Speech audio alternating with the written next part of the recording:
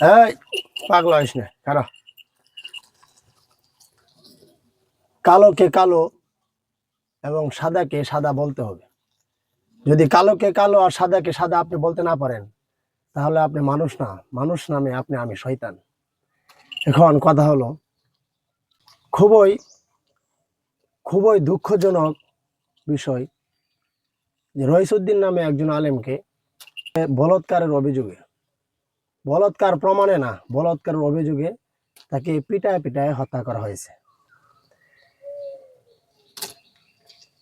এ নিয়ে সুশীল সমাজের কোনো কথা নাই, কারণ সে যে একজন আলেম। তার থেকেও দুঃখজনক হলো, সে যখন পুলিশের গাড়িতে উঠে, ওই সময় সে পানি পিপাসার্থ যখন হয়ে যায়, একজন পুলিশ তার মুখের সামনে পানি নিয়ে যা, খা তুই পাতা খা। যখন সে পানি খাওয়ার জন্য হা করে, তখন ওই পুলিশ পানির বোতলটা টান দেয়, পানি তাকে খাইতে দেয় না।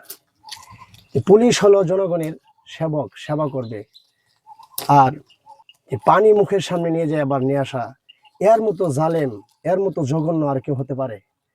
আমাদের কথা হলো যে এই জালেমকে প্রকাশ্যে মানুষের সম্মুখে তাকে শাস্তি দিতে হবে। যদি আপনারা তাকে শাস্তি না দেন, খা তুই বাধা খা, যদি আপনারা তাকে শাস্তি না দেন, তাহলে আপনারাও জালিম হিসেবে পরিচিত থাকবেন। আপনারা কিয়ামতের দিন জালিম হিসেবে আপনার সামনে আল্লাহর সামনে আপনারা ধরা খাবেন।